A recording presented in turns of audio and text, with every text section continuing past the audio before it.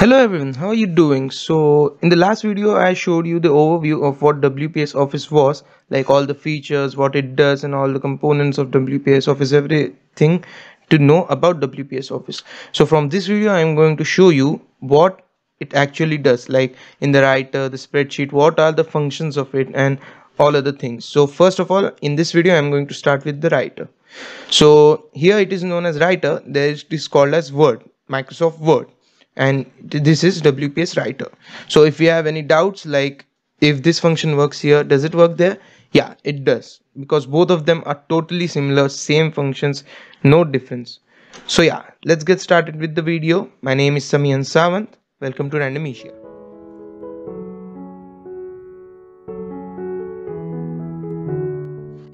Alright then, so let's just start with the writer. First of all, we'll click here.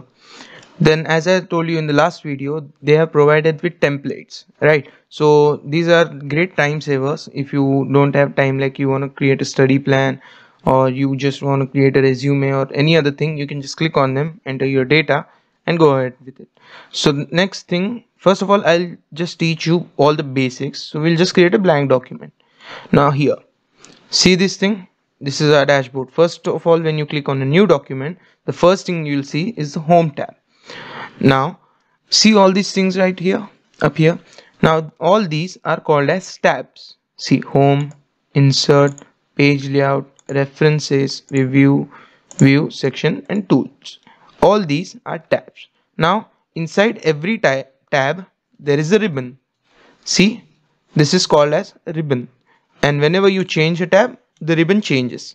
Every particular tab has its own ribbon. Alright, so inside every ribbon there's actually groups. See, these partitions are made, these are groups.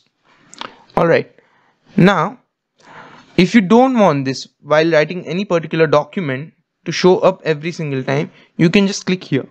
This is called as a toolbar. You can just hide the toolbar or show the toolbar. It's according to your preference, whatever you want to do. Alright, now this is the document. Now if you want to zoom in to the document, you can just press this plus. Alright, so it will go on zooming in or zooming out. Now we're done with the basics. Now we'll write something like welcome to computer basics by Random Asia. Then I'll just write a few numbers down here. Alright, so by using the mouse you can click anywhere in this or by using the buttons, but one point where it goes wrong is that you cannot go down here with the mouse. For that you'll have to press enter and then do any entry. Alright, so once we're done with this, now we'll go to the home tab. First of all, the most basic, changing the font. Now if I don't like this font, I want to change it. So what will I do? I'll just select the particular part, yeah, and this will pop up here. Now if you don't want this, you can either do it here or whenever you select it, it will show up. So I'll just click this and see, you've got variety of fonts, but for now I'll just take Bandscript semi-bold. Alright, now we've changed the font. This is how you can change the font in Microsoft Word or WPS. It doesn't matter where. Alright, now we'll change the size of this. I'll just select this and we'll take any size. Alright, now if you want a particular size, you don't have to select it every time. You can just type it in here like 20 and hit enter. Done. Now the size is increased. You can also do this by selecting this and we can just see grow font. So when I click here, it starts growing. The size increases by 2 every time I click on it, and you can even decrease it by clicking here, shrink font. It will decrease by 2. Get it? So these two are used to increase and decrease the size of the font, and to directly take it to a particular value you can use this bar, font size. Now see, this is called as formatting. Now if you want to remove the formatting, what are you gonna do? We'll just select this particular thing. Alright, and now we'll click on this. This is called as clear formatting. Whatever kind of formatting you have used on a particular text, it will just clear it. See, click, done, back to normal. I'll just click here, done, back to normal. See, now clear font just takes the whole text to back to normal and clears up all kind of formatting. Get the point? Now next, see, I'll just hover over this. What is this? Change case. Now, in case you have written the whole document in a certain case like uppercase or lowercase, and if you get the instructions that this wasn't supposed to be in uppercase, it was supposed to be in lowercase, so what will you do? You'll just select the whole thing. Alright, and then we'll go here, click on it. Now it will ask you which case, so you can just select lowercase, uppercase, whatever you want, and hit OK. See, everything just went to uppercase. Similarly, I can take it to lowercase. Change case, lowercase. OK, done. Now we'll just go back to how it was by pressing Ctrl Z. Alright, now if you want to undo, you can press Ctrl Z, or see here, undo, redo. Both of the options are available.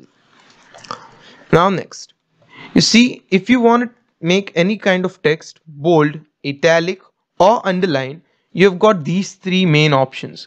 Now these are the most commonly used options. One more is strike through.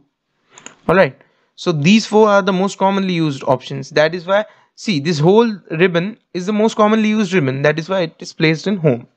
Alright, so now I'll just select this text. See, it appears here too. So I can click bold. I want this part in italic, and all these digits I want them underlined. Got it? And now if I want to strike through any of these digits, see, I'll just click on strike through here. Done. So these four are the most commonly used. Next we'll go to this one. Wait, I'll show you. Yeah, when I hover on it, it will show me what it does. Superscript, and this is called subscript. So now if you want to write, you are writing any kind of document for maths. So if you want to show 4 square, what will you do? 4, and then you'll click on superscript square. Done. Whatever you want, 5 cube, you will just click 5, then click superscript 3. There goes your 5 cube. That's how you use superscripts. Now if you want to use subscripts, you can just write Q. Wait a second, we'll have to unselect this. Yeah, I'll just write Q, and now N I want in the subscript, so I'll click here and I'll write N. Done. That shows QN. I'll just zoom in this. See, QN. Now once we are done with superscript and subscript, I'll just unselect both of them. Yeah. Now if you want any kind of text in a particular color, what will you do? I want by randomitia, the randomitia in blue color. I'll just click on this one. See, you just press the arrow and select whichever color you want. I select blue. See, it turned into blue. That's how you can change the color of any kind of text in your document. Now in your document, if you want any specific part to be highlighted, what will you do? See, I want all these numbers highlighted. I'll just select them. I'll go here. I'll click. I'll highlight them. See, all the numbers are highlighted. The next thing, see, this was the most basic part, right? Now this is word art. Now if you want any text to kind of have some kind of art, see, like welcome to computer basics, I've selected. We'll go to word art and we'll just take glow and we'll take this one. See, you can just insert any kind of art which you want. You can also give it a shadow, like I'll just select this. Yeah, let's give it a shadow. I want this one. See, the shadow doesn't quite look, but if you zoom in, I see there's a little part of the shadow which you can see, right? So that's how you can put any kind of style to your particular text. Next, this group. Now while writing a document, while writing certain paragraphs or something, you have to use bullets or numbering or something, right? So if you want to use that, let's say I'm writing this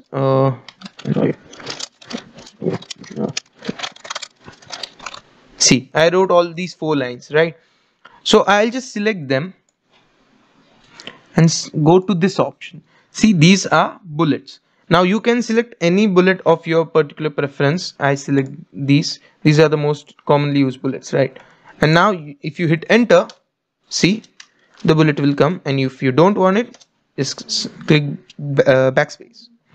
All right, now if you want numbering for this, you can just unselect the bullets, yeah, and go here. See, this is numbering. Now you can use any particular thing you want, like 1 2 3 A B C. Yeah, I'll just select this one. See, 4 points, 4 numbers. Got it? These two functions are used for bullets and numbering. Now if you are writing any kind of like programming based document, so while doing programming, how you write, like let's take for loop. For I equals 0, semicolon, and I plus, close it here. Now when you open this loop and when you want to hit enter, you want some intent here, right? So this thing is used for indent. See, this is increase indent, this is decrease indent. Now when I click enter and I click on increase indent, it will go ahead. Let's take 2 times. Alright, now here I'll write print ln or something. Alright, hello. I'll just clear this and see, it goes on increasing, and when you press the backspace, it goes back, and you can just close this thing. Get it? So increase indent, and if you want it going back to its original place, you can press on decrease indent. See, done. So you get the idea, right, how these both are used. Next thing is the aligning of the text on any part of the page, like in center, on the left side, or on the right side. So I'll just select this. We want it on the center of the page, so we'll click center. This also we want on the center, we'll click center. Done. Welcome to Computer Basics by Randomesia. So, and this one is used to align it on the right of the page. See this, I'll click right side, so it went on the right. Alright, you get the idea. Now if I want this part with some border, what will I do? I'll just select this thing, I'll click on this part. See, so if you want bottom border, top border, left, right, anything, no border, and all borders, so I'll just select all border. See, a border appears. Now I want a border for the programming part, I can just click on this and done, right? So that is how you can create borders. Now if I want a particular like upper border, I'll select this, top border. Again I'll select this part, we'll go top border. Done. You can take top, bottom, anything you want. Alright, now this thing, you'll just hover over it, it will show up what it does. Shading. Color the background behind the selected text or paragraph. Click the arrow to select different shading colors. See this? I'll just select this part, take this, black. See, it gets highlighted, but the whole thing gets highlighted. Now if you just click here and if you select this, only the text will get highlighted. Like let's take black color. See, as our text are already black and we highlighted in black, it doesn't show up. I'll just select this text and we'll take white color for the text. See, now it shows up. Get it?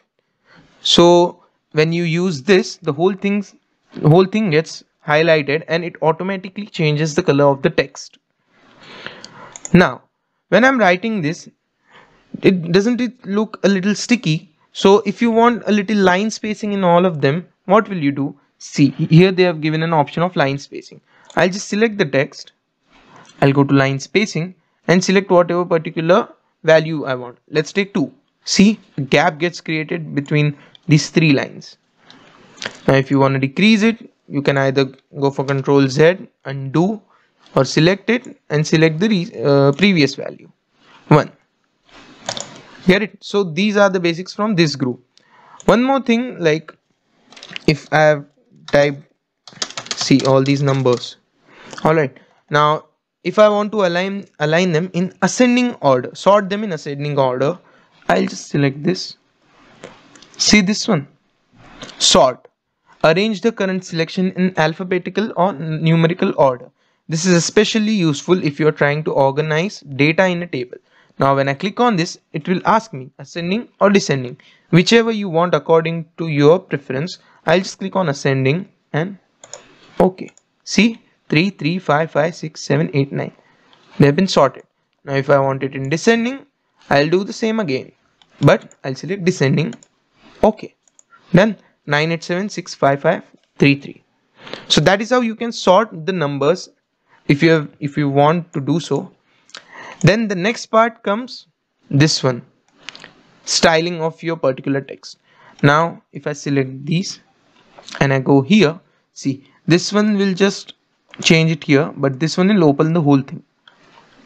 Alright, now if I want this text in this manner, see the size increases, the style gets different and everything changes. So if you want the whole document in a particular style, you just select everything at first or press Ctrl A and go here and select the particular style you want. Done. See, this is one of the most useful basics. When I click this, this is find and replace, which will do what? It will find a particular text in your document if you want to change any particular text, and it can replace it. Alright, so we'll just click on it. Now I want to find the word. What should we find? Yeah, let's replace the hello in the document, this hello, with hi. So what will I do? I'll go to replace. Yeah, I'll type hello. See, it found hello. Now I want to replace it with hi. I'll just type hi. Yeah, once I'm done with that, I'll replace, and if there are 2 or 3 hellos, then we can select replace all. For now I just have one hello, so I'll just click replace. See, it has completed its search of the document. Press OK. Done. Now if you want to find a name in a particular document which consists of all the names of your classmates and other stuff, so what you can do is you just open the document, you go here and you select to find and find your name. For now I'll find Random Asia and find next. See, first of all it will find this one, then find next, it will find this one. So you get the idea what find and replace does. So once you're done with it, you just close it. Now the select tool will select all things or select objects, select the table with dash borders. It can select particular things in your document. Alright. See, all these things got selected. I'll just Control C. In setting, you can select font, you can do various kinds of settings in it. This is kind of advanced stuff. Most of the people don't go for this. But yeah, this was Home tab of WPS Office. Now if you have any kind of doubts, please ask them in the comment section. I'll try to solve them. I'll reply you. I'm online all the time, so I'll just reply you with the particular answers. And if you find this video useful, do like the video and share it with your friends or colleagues who don't know how to use this whole thing. And yeah, do subscribe to my channel for further updates. I'll be doing all these other tabs in the next tutorials, and once I'm done with Word, I'll do spreadsheets, presentations and all other stuff. And yeah, thank you for watching the video. Bye bye.